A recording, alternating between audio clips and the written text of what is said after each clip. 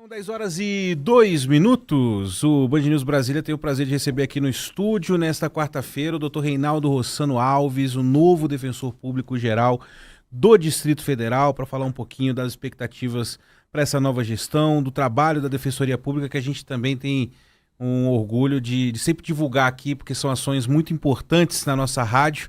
Obrigado, viu, doutor Reinaldo, pela presença aqui, pela atenção com o nosso ouvinte. Bom dia e parabéns pela indicação. Bom dia a todas, a todos. Eu que agradeço pelo convite e pela oportunidade, de falar um pouquinho da Defensoria Pública, que é uma instituição que visa, sem dúvida nenhuma, a redução da desigualdade social, a oportunização da justiça social. E a gente tem muito trabalho a fazer, dando continuidade aos projetos bons que a gente já tinha na Defensoria, criando os projetos novos, mas principalmente tentando oferecer aí um trabalho de qualidade para a nossa população carente, para a nossa população vulnerável. A gente tem visto muitas ações desse tipo, e aquelas, claro, que a gente noticia aqui, das carretas que levam o serviço às pessoas. Muitas vezes elas não conseguem, não sabem que tem aquele direito, Acho que esse é um grande desafio. Eu queria saber no que vai focar a sua gestão. E se esse é um ponto também para ser tocado, que direito todo mundo tem, mas tem muita gente que não sabe como alcançar aquilo, acha que aquilo é inalcançável, a tal da justiça, Justiça é para todos. É importante, que você coloca, mas ontem a gente teve a nossa primeira reunião de trabalho efetiva, nós assumimos na segunda-feira, e a primeira reunião que nós tivemos foi com o Núcleo da Saúde. Um núcleo que eu tenho um carinho muito especial, um núcleo especializado, e a gente teve uma reunião com o governo, a governadora Celina, ela pediu para que a gente buscasse justamente essa questão de como a Defensoria poderia contribuir como órgão parceiro do governo em relação à questão da saúde, e a gente vai reativar a CAMEX, que é um órgão de mediação. A Defensoria, por meio do Núcleo da Saúde, judicializa várias ações, ou seja, tem vários pedidos relacionados à saúde, mas os próprios defensores, ontem na reunião, nós entendemos que a mediação, ou seja, existem pequenas ações que nós podemos fazer pela Defensoria, com a Defensoria, juntamente com o governo, que é o nosso grande parceiro, que a gente pode realmente reduzir filas de atendimento na saúde, contribuir, e até mostrar para o cidadão que há algo a ser feito, e que dá para fazer. Ontem, eu não sou especialista da área de saúde, minha especialidade é a área de presídios, eu sou defensor da execução penal, mas o que eu ouvi ontem me deixou muito esperançoso, que a gente vai conseguir reduzir essas filas que existem, hoje de atendimento. A governadora Celina foi a primeira, vamos dizer assim, a primeira coisa que ela falou para a gente quando nos nomeou, que ela tinha uma preocupação muito grande com isso. E a gente tem a noção de que, muitas vezes, a judicialização não é a melhor saída, que a melhor saída, muitas vezes, é a mediação, é o acordo mesmo. E a gente, com a expertise que a gente tem no Núcleo da Saúde, a gente vai buscar isso. Também, sem dúvida nenhuma, hoje a Defensoria Pública ela não tem que aguardar o cidadão buscar o atendimento dela. Nós temos que ir até o cidadão. E eu já presenciei várias situações em que o nosso assistido, infelizmente, não tem dinheiro nem para pagar uma passagem para ir até a Defensoria. E aí que surge esse projeto, que é um projeto fantástico, que é a questão das carretas, do nosso serviço itinerante, que nós precisamos realmente levar esse serviço à porta do nosso assistido. E nós temos outros projetos também, a questão da Defensoria nas escolas, que é um projeto fantástico, vamos dizer assim. A gente até diz que se a gente trabalha bem o Defensoria nas escolas, provavelmente os meus assistidos na execução penal vão diminuir. Ou seja, nós teremos uma segurança pública de mais qualidade, as pessoas com estudo, ou seja, com esse sentimento de dignidade, de justiça, de saber os direitos que elas têm e não virar um assistido nosso na execução penal. Então, a nossa ideia realmente é essa, é a gente fortalecer os projetos que já estão em andamento, estimular os nossos colegas defensores a participar desses projetos e criar outros projetos, como esse da saúde, que a saúde é um ponto muito sensível. Muito sensível. A gente estava aqui falando há pouco, antes do senhor chegar do Tribunal de Contas ontem pedindo explicações para pro pessoal do Núcleo Bandeirante, porque falta insumos básicos. A gente outro dia estava noticiando a falta de recipiente para exame de urina lá em Planaltina. E o que o senhor está falando é que muitas vezes tem gente que precisa de acesso a medicamento. O que o senhor está me falando é que muitas vezes, obviamente, judicializar é um caminho, né? E é o caminho que precisa ser feito, mas que isso também meio que dá uma pesada no sistema, né? Sim. As coisas não são muito rápidas, então existem outros caminhos. O que nós verificamos, né? Por exemplo, eu quando fui coordenador da execução penal, às vezes a judicialização ela não resolve. Então, às vezes, essa questão do medicamento, por exemplo. O ideal é a gente, em parceria com o governo, a gente consiga dizer, olha, eu tenho um problema aqui específico nos medicamentos, como nós conversamos ontem, né, com o governo. Então, o cidadão não vai precisar procurar a gente na defensoria. Ou seja, você já tem ali o governo, a gente identificando para ele quais são os problemas, né, quais são os pontos sensíveis da saúde, e a gente agradece realmente a disposição do governo em contar com a Defensoria Pública, porque o nosso atendimento não é um atendimento judiciário, a gente não busca sempre a judicialização. E realmente essa questão da Camex é uma saída muito interessante proposta pela governadora, e nós temos no núcleo de saúde defensores e defensoras altamente qualificadas. Eu realmente fiquei muito feliz com a reunião que nós tivemos ontem e com uma perspectiva muito boa de que, em parceria com a Defensoria Pública, nós vamos ter, junto com o governo, nós vamos ter aí, de fato, uma saúde de uma qualidade melhor do que a gente tem hoje. Doutor, obrigado pela sua participação aqui no Band News Brasília. O senhor tocou no tema da saúde, falou um pouquinho de educação. Eu queria saber quais são os principais gargalos. Onde que a população está enfrentando dificuldade? Quais são os pontos que a Defensoria identificou ou vem identificando ao longo dos últimos anos que demanda algum tipo de atenção, algum tipo de orientação ou uma atuação mais forte, porque são áreas que a população está enfrentando dificuldade? Sem dúvida nenhuma, a questão da infância, eu acho que é muito importante. A questão da defesa da mulher é muito importante. A gente precisa fortalecer, né, o atendimento qualificado que a gente fala, as vítimas de violência doméstica, é muito importante para a gente. Nós temos um núcleo de defesa da mulher. Eu acho que esse núcleo ele precisa ser fortalecido. Nós temos defensoras altamente qualificadas que trabalham lá, mas muitas vezes a gente nota que a mulher é vítima de violência doméstica e depois ela acaba sendo vítima do próprio sistema, porque enquanto o acusado, né, vamos dizer assim, ele tem um atendimento jurídico, né, normalmente tem um defensor, um advogado, as vítimas não têm esse atendimento qualificado, né? Então, a gente precisa fortalecer, de fato, esse gargalo, que é a questão da defesa da mulher, é uma prioridade na nossa gestão. Sem dúvida nenhuma, a questão penitenciária é uma questão que nós precisamos resolver. Eu, como defensor da execução penal, atuando há mais de 9 anos, eu sei que a execução penal conta com profissionais altamente qualificados na SEAP, o secretário Teles é um parceiro que a gente tem, a doutora Leila, que é a juíza da execução, uma pessoa que eu tenho grande admiração, embora a gente sempre faça, né, o contraponto de defesa, o próprio Ministério Público, mas a gente acha que realmente a gente tem que fortalecer esse atendimento, porque a segurança pública, infelizmente, hoje começa no presídio. Ou seja, a gente não pode deixar esquecer as pessoas que estão lá no presídio, porque elas vão voltar, né, elas vão retornar para a sociedade.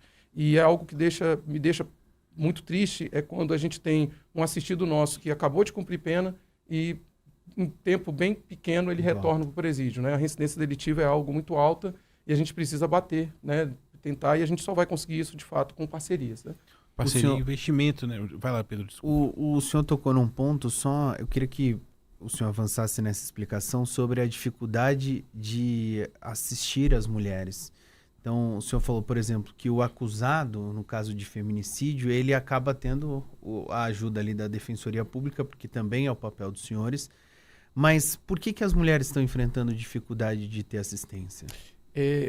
O que acontece normalmente no sistema de justiça? Nós temos um juiz, nós temos um promotor, nós temos um acusado e nós temos a vítima. O promotor e o juiz sempre estão presentes, o acusado vai estar presente e ele, obrigatoriamente, pela Constituição, ele precisa ter uma defesa. Então, ele tem o seu advogado, quando ele não pode pagar o advogado, ele vai ter a assistência do defensor público. A relação mais fragilizada que existe aí é a da vítima. E eu falo que não só em relação às vítimas de violência doméstica, qualquer vítima, na verdade. Você, eventualmente, for vítima de um crime de roubo, por exemplo, você não vai ter um atendimento jurídico. Né? Assim, eu já fui vítima de crime de roubo, eu sei que não é simples, né? O trauma que a gente sofre. Já existe essa situação da violência doméstica, que é uma preocupação, eu acho que mundial, né? É uma realidade que a gente tem, e aí a vítima precisa saber dos direitos dela. A vítima precisa ter um atendimento, que eles chamam, né, na questão da mulher, a escuta qualificada. Né? Então ela precisa ter não só um atendimento psicossocial, ela precisa ter um atendimento, às vezes uma casa de acolhimento, aí entra a Secretaria da Mulher como órgão parceiro, que a gente precisa fazer esse encaminhamento para lá. Mas eu vejo que em audiências, por exemplo, no sistema de justiça, a gente precisa fortalecer a defensoria com defensores para atuarem também em favor da vítima. Então, por isso que é o nosso grande gargalo. E aí, claro, a gente entra em algo que é sistêmico, que é a falta de pessoal, a falta de defensores, a falta de estrutura que a gente tem, mas que a gente tem que corrigir. A gente tem que corrigir, a gente conta aí com o apoio, né, sempre da sociedade, o apoio do governo, para que a gente consiga realmente fazer uma defensoria, como eu tenho sempre dito, né, uma defensoria pública mais forte. Não, e eu queria, só para não perder esse foco, e essa é uma demanda que o senhor vai lidar e que a governadora está ciente, porque eu estava lendo alguns relatórios, mas os relatórios são muito antigos, mas são números que, à época, chamavam muita atenção, né, ao ponto de que aquele mapa das defensorias públicas chegou a apontar que era preciso aumentar em 80% o número de efetivo de defensores públicos no Brasil, em 80%. Ao mesmo tempo que os números apontavam que mais de 82% da população brasileira se enquadra em algum critério para requerer um serviço da Defensoria Pública, que é o que a gente estava falando ali no começo, né, de muitas vezes a pessoa não sabe que tem acesso, que pode ter acesso a tal direito. Esse panorama mudou, o déficit ainda é grande, olhando para a Defensoria Pública no país e no Distrito Federal, porque todos esses serviços que o senhor cita, né, precisa de gente e de investimento para poder sair do papel, né? Isso é importante, né, essa pergunta, porque realmente há uma determinação constitucional de fortalecimento das defensorias públicas. É a defensoria que presta o serviço de assistência jurídica aos hipossuficientes.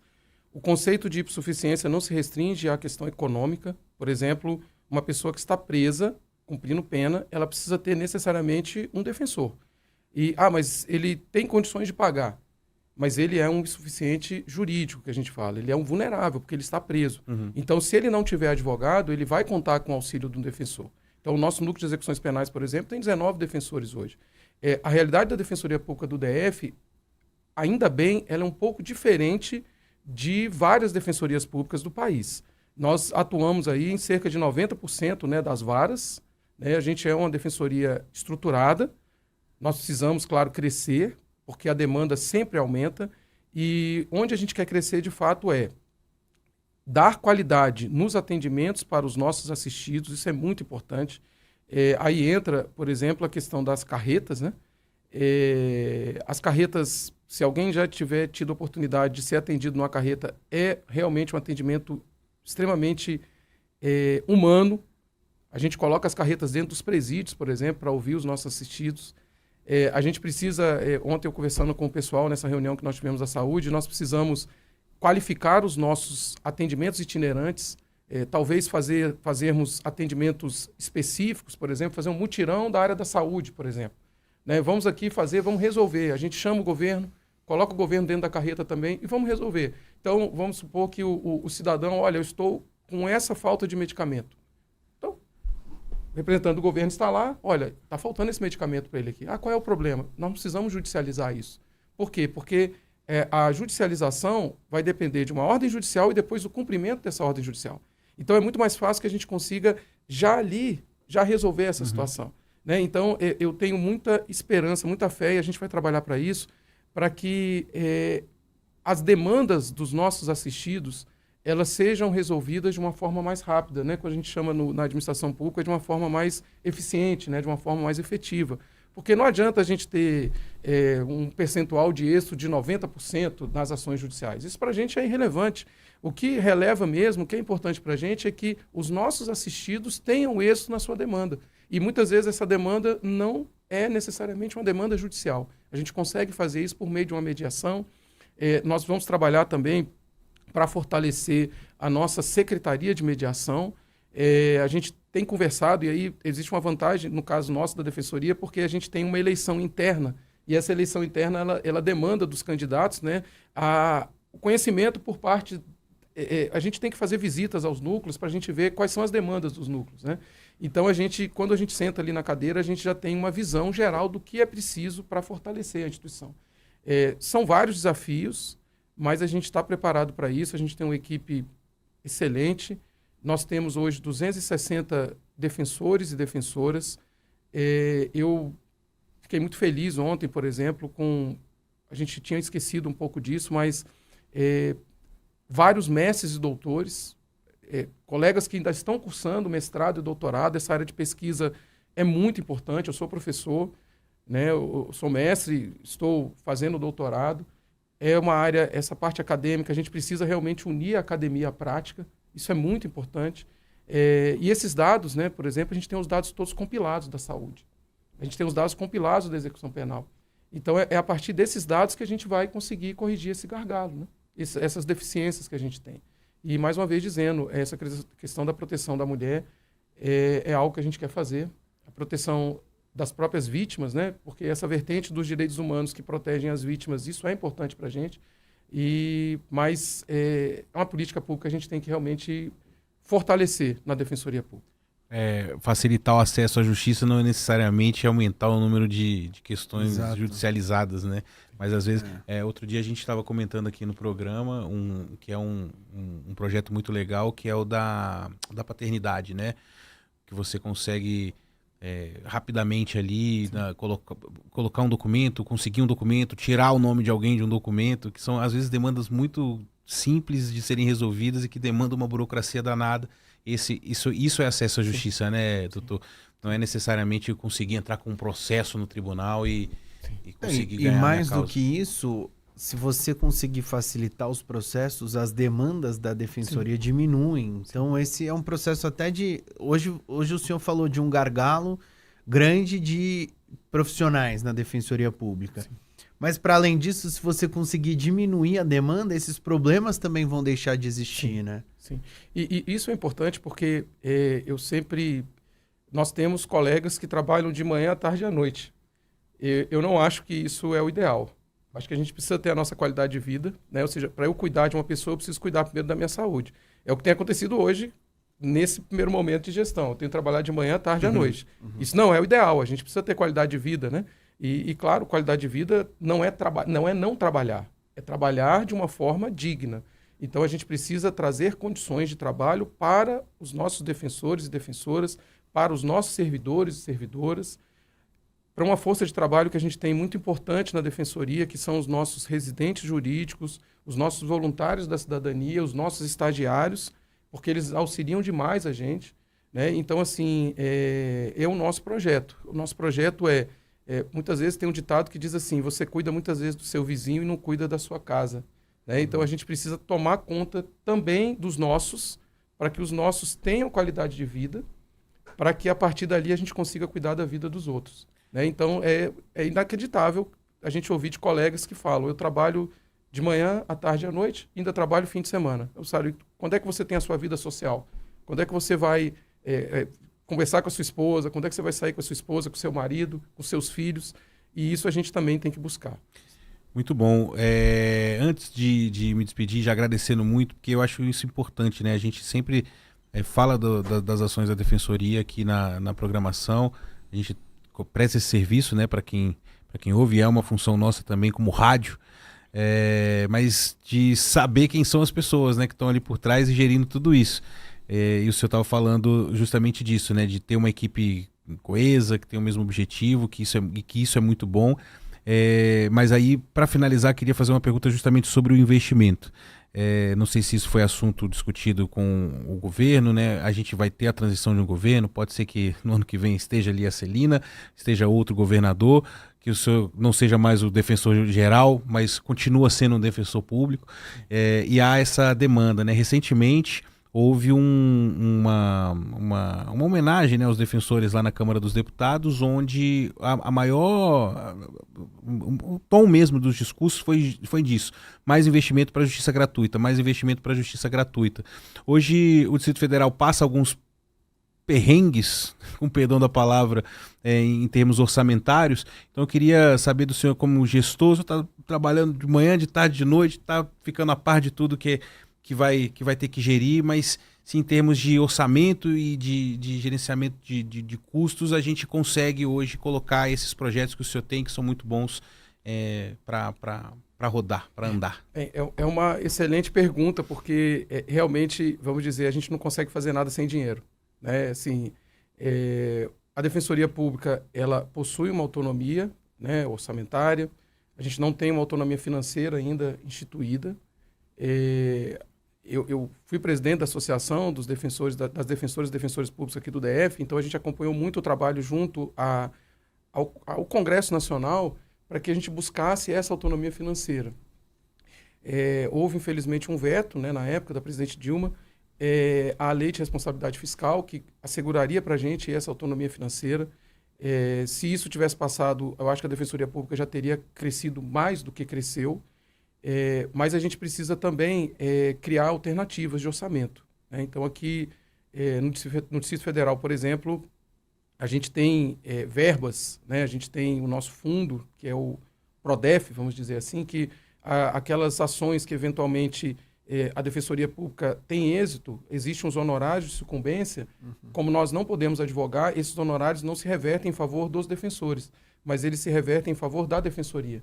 Então, a gente precisa otimizar esse fundo para que esse fundo seja utilizado em prol do reaparelhamento da Defensoria Pública. Então, esse fundo, por exemplo, hoje todos os defensores e defensoras têm notebook, por exemplo. Esse fundo compra esses notebooks.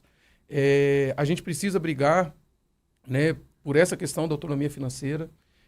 Nós estamos aqui, nós temos ainda, eu já conversei isso com a governadora Celina, mas para vocês terem um histórico, né? Eu, quando entrei na Defensoria, eu tenho 16 anos, eu era procurador de assistência judiciária. A gente não tinha a Defensoria Pública criada, era o CEAJUR.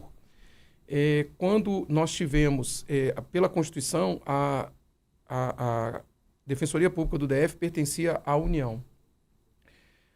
Houve uma emenda constitucional que transformou, que colocou a Defensoria Pública do DF ao DF. O DF, em tese, deveria ter sido compensado por isso.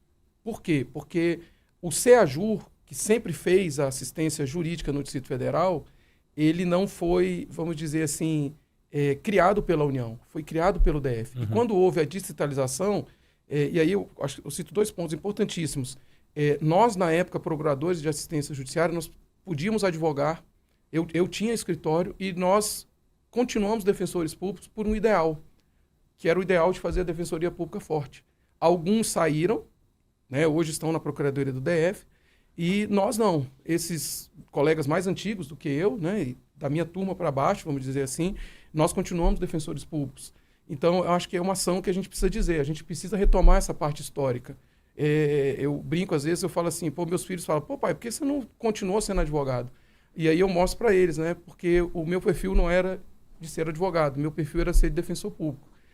E aí, para fechar o segundo ponto, eu acho que é importante a gente lembrar que quem instituiu a Defensoria Pública no DF foi o Distrito Federal.